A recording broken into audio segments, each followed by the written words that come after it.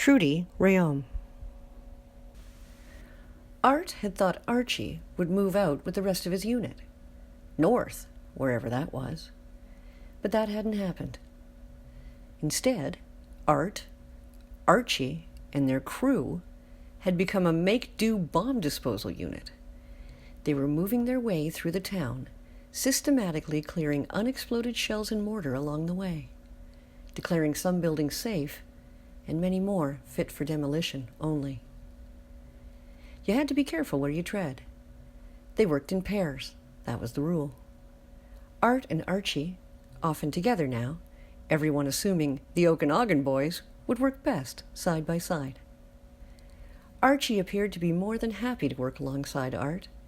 He'd been overseas for nearly a year longer than Art, and seemed to want nothing more than to spend time with a friend from home. Art was sure Archie had his own battle stories, but like the other soldiers, he didn't talk about them, and for that, Art was grateful. According to Langstrom, a surprising number of town people had remained during the battle, and now the rest of the locals were beginning to return from wherever it was they'd been hiding. One day, Art and Archie were working in a building where an unexploded bomb had been cleared away the previous week. Archie, with his probe, which was in fact a glorified stick, cautiously making his way across what was left of the ground floor, Art shoveling a path behind him. When Art looked out through the glassless window and saw a young woman, dressed in a smart hat and a matching coat, across the street.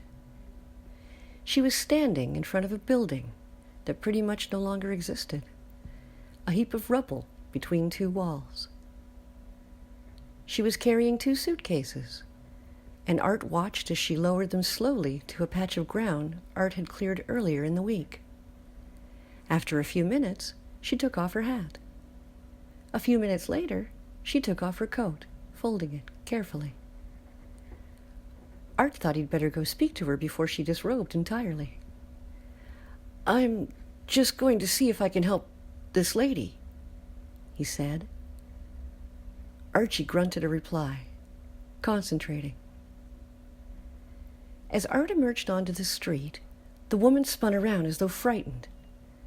Art held up his hands. He'd left his gun propped up inside the house next to Archie's. No one worried much about the Germans anymore. He'd also taken off his jacket and rolled up his sleeves. He thought he'd better speak to her to show his good intentions, but his Italian remained limited. "Ciao," he said, leaving off the bella his comrades had told him to use on the ladies whenever possible. "Don't worry. We're cleaning up here. We'll be gone soon." In his experience, Italians didn't speak English, but it was all he had. He was standing next to her now. She was a bit older than he thought, elegant and dark-eyed. He hadn't really had much to do with the locals. They were all around, of course, trying to pull their lives and their town back together. She stared at him now, silent.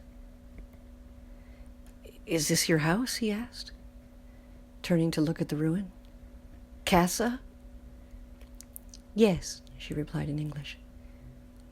"My house, my shop, everything." "You had a shop?" Art said. "What kind of shop?" "Dressmaker." "Dressmaker," replied Art. He thought of Peg and Tilly and his mother, their endless mending and sewing. That's a great trade. Her glossy black hair was done up in a simple twist. She had on a pale pink silk blouse and a pale blue shirt that matched the coat and the hat she'd taken off earlier. She looked like she should be in a movie with Barbara Stanwyck, holding onto the rail of a gorgeous ship, drinking champagne. "You're a child," she said. Art laughed. "Well," he said, "not really." She smiled. "Canadian?" Art nodded.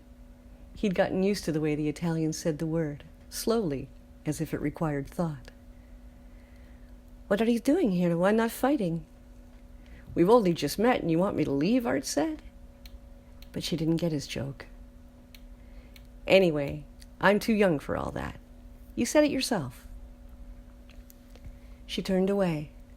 She took a few steps towards what would have been the entrance to her shop and kicked at the rubble, her fine shoes immediately covered in heavy dust.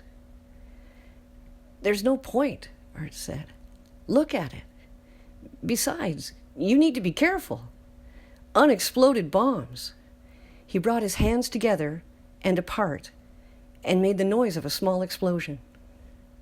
She laughed. Then she looked up at the clear blue sky that would have once been blocked by her shop.